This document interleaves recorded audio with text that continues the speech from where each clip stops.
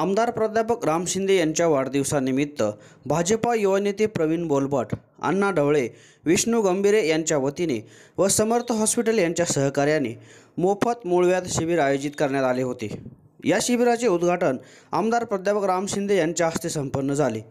या मूळव्याध शिबिरात नगर येथील प्रसिद्ध मूळव्याध तज्ञ डॉक्टर प्रदीप तुपेरे व डॉक्टर समुद्र यांनी 450 रुग्णांची मोफत तपासणी केली।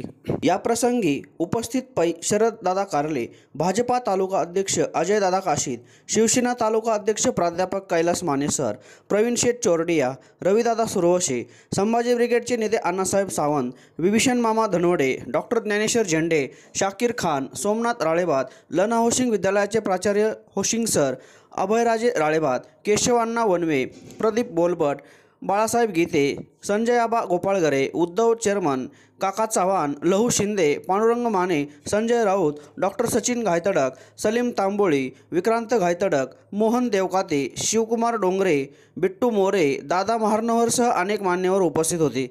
या कार्यक्रमाचे सूत्रसंचालन प्राध्यापक जाकीर शेख सर यांनी केले।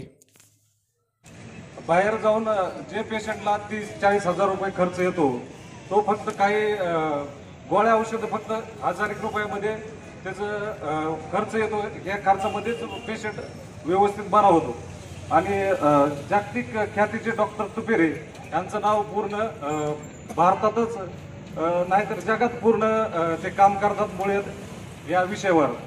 त्याच्यामुळं याचा फायदा जामखेडमधल्या गरजू लोकांना व्हावा यासाठी या शिबिराचा आयोजन साहेबांच्या वाढदिवसाच्या निमित्ताचं औचित्य साधून करण्यात आलेलं आहे। मी त्यांना हे सांगितलं की राम शिंदे सर हे राजकारणापेक्षा पुढचं एक व्यक्तिमत्व आहे। त्याचा अनुभव आम्हाला आला। राजकारणाच्या ठिकाणी असताना कुठल्याही गोष्टीचा कधी कुठल्या माणसाचा आकस न धरणे, त्याला काय गरज लागेल त्याला ती गरज उचित वेळेत प्राप्त करून देणे, म्हणजे एक सर्वसामान्य माणसांमधला माणूस आणि म्हणून असे एक व्यक्तिमत्व आहे। आणि मग त्या कार्यक्रमाला तो कुठल्याही पक्षात जरी असलं तरी यायला काही अडचण नाही। आणि अशा उद्देशाने आम्ही या ठिकाणी संभाजी ब्रिगेडच्या वतीने त्यांना वाढदिवसाच्या खूप खूप शुभेच्छा देतो। ते या ठिकाणी आपल्या कर्जत जामखेड मतदारसंघामध्ये देखील भरपूर वेळ या आपल्या मतदारसंघामध्ये देत आहेत। त्यांचं देखील या ठिकाणी कौतुक करावं तेवढं थोडंच आहे। आणि 2024 मध्ये आपल्या मतदारसंघामध्ये निश्चितच बदल होईल अशी मला या ठिकाणी आशा वाटते। त्याचप्रमाणे नामदार साहेबांचे खास विश्वास म्हणून या ठिकाणी अण्णा ढवळे, प्रवीण बोलबट आणि विष्णू गंभीरे अतिशय आपले एकनिष्ठ कार्यकर्ते आहेत। त्यांनी गेल्या 3-4 वर्षापासून अतिशय चांगला कार्यक्रम हा जामखेड तालुक्यामध्ये घेतलेला आहे। आणि जी आजची काळाची गरज आहे, ज्याप्रमाणे आता अण्णासाहेबांनी सांगितलं, विष्णूने सांगितलं की बाहेर जर ऑपरेशन करायचं म्हटलं तर 30,000, 40,000, 50,000 रुपये लागतात। परंतु आपल्या जामखेड शहरामध्ये हे जे शिबिर आयोजित केलं आहे, हे डॉक्टर तुपेरे अतिशय नामांकित असे डॉक्टर आहेत। ते या ठिकाणी अतिशय आपल्या फक्त गोळ्या औषधाच्या कमी खर्चामध्ये आता सांगितलं की 1000-1200 रुपयामध्ये आपलं ऑपरेशन देखील या ठिकाणी होणार आहे। परंतु वेगवेगळ्या माध्यमातून हा वाढदिवस साजरा झाला। कुणी पॅड वाटले, कुणी कंपास वाटल्या, कुणी वह्या वाटल्या, कुणी चॉकलेट वाटले, आरोग्य शिबिरही घेतले, रक्तदान शिबिरही झालं, क्रिकेटही झाला, महाराजांचे कीर्तनही झाले, सांस्कृतिक कार्यक्रम देखील झाले, ऑर्केस्ट्राही झाला, रक्तदान शिबिर झाले। सगळ्या अंगाने हा वाढदिवस समाज उपयोगी हा वाढदिवस लोकांच्या कामाला उपयोगीला, तरुणांसहित सर्वांच्या कामाला। पण या त्रिमूर्तीच्या कल्पनेला मी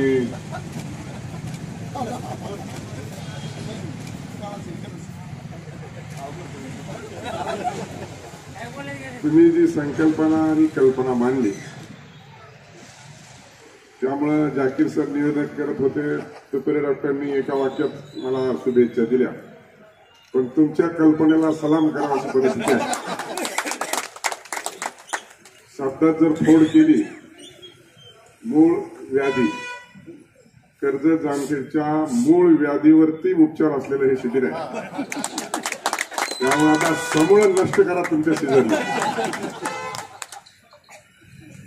आणि याच्या पुढे आता वाढदिवसाच्या निमित्तानं कार्यक्रम झाले पाहिजे, कारण आता मूळ व्याधीवरतीच उपचार सुरू आहे. त्यामुळं तुमचा त्या तिघाच्या संकल्पनेतून हा मी म्हणत होतो. म्हणले आता मला लक्षात आता आलं की यांनी कशासाठी हे शिबिर आयोजित केलं. शेवटी सगळ्यांना ह्या शिबिराचा लाभ झाला पाहिजे आणि म्हणून आता कर्जत जामखेडची जी काही व्याधी आहे त्या मूळ व्याधीवरती तुमच्या हातून उपचार आज होतील आणि हा उपचार झाल्याच्या नंतर ही व्याधी पुन्हा कुणालाही होणार नाही याची परिपूर्ण आपण सर्वजण काळजी घेऊया. आणि होणार नाही ह्यासाठी सुद्धा काही टिप्स असल्या तर त्या देखील द्या, म्हणजे तसे पथ्य पाळायला आपल्याला सोपं पडेल.